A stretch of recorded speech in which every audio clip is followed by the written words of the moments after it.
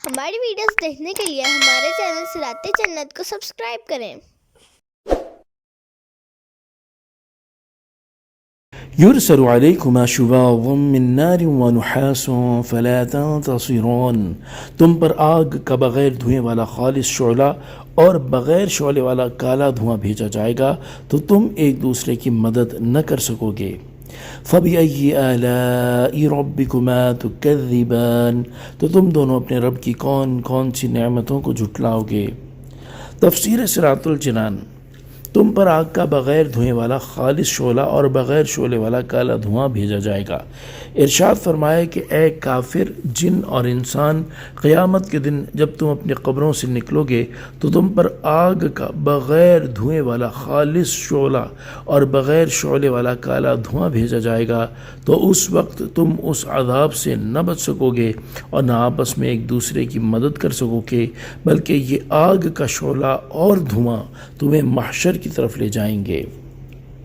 صدر الافاضل مفتی نعیم الدین مراد آبادی رحمۃ اللہ تعالی علیہ لکھتے ہیں، حضرت مترجم رحمۃ اللہ تعالی علیہ یعنی اعلیٰ حضرت امام احمد رضا خان رحمۃ اللہ تعالی علیہ نے فرمایا، لپٹ یعنی شعلے میں دھواں ہو تو اس کے سب اجزاء جلانے والے نہ ہوں گے کہ اس میں زمین کے وہ اجزاء شامل ہیں جن سے دھواں بنتا ہے، اور دھوئے میں لپٹ ہو تو وہ پورا سیاہ اور اندھیرا نہ ہوگا کہ لپٹ کی رنگت شامل ہے۔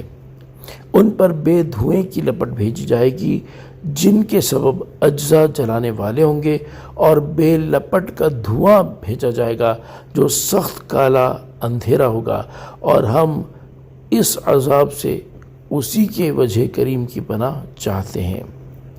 یاد رہے کہ پہلے سے اس کی خبر دے دینا بھی اللہ تعالیٰ کا لطف و کرم ہے تاکہ اس کی نافرمانی سے باز رہ کر اپنے آپ کو اس بلا سے بچایا جا سکے۔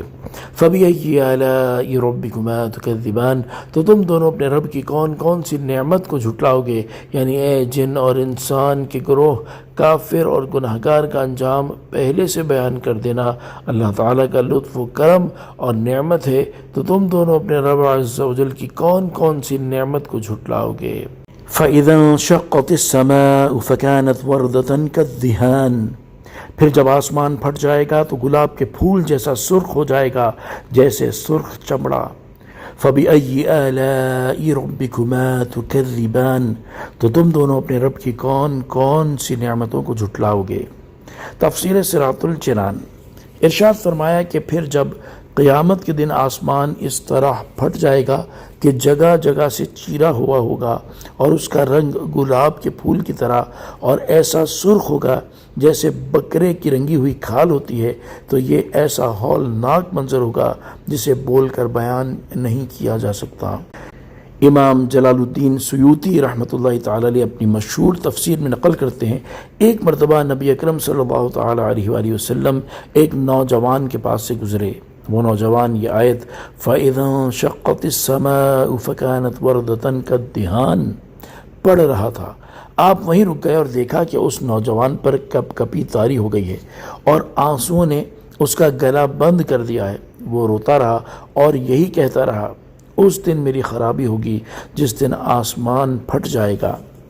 سید المرسلین صلی اللہ تعالیٰ علیہ وآلہ وسلم نے اس نوجوان سے فرمایا، اس ذات کی قسم جس کے قبضہ قدرت میں میری جان ہے، تیرے رونے کی وجہ سے فرشتے بھی روئے ہیں۔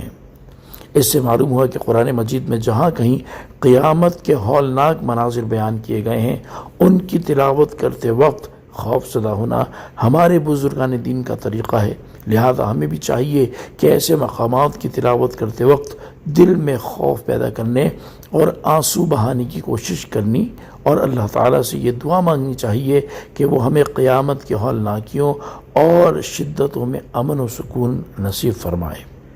فَبِأَيِّ آلَاءِ رَبِّكُمَا تُكَذِّبَانِ، تو تم دونوں اپنے رب کی کون کون سی نعمتوں کو جھٹلاؤ گے، یعنی جب قیامت کے دن آسمان اللہ تعالیٰ کی ہیبت سے پھٹ جائیں گے اور اللہ تعالیٰ مخلوق کے حساب کا حکم دے گا، تو اس وقت وہی تمہیں قیامت کے دن کی ہولناکیوں سے نجات دے گا۔ تو اے جن و انس، تم دونوں اس نعمت کا انکار کس طرح کر سکتے ہو؟ صلوا علی الحبیب صلی اللہ تعالی علی محمد صلی اللہ تعالی علیہ وآلہ وسلم.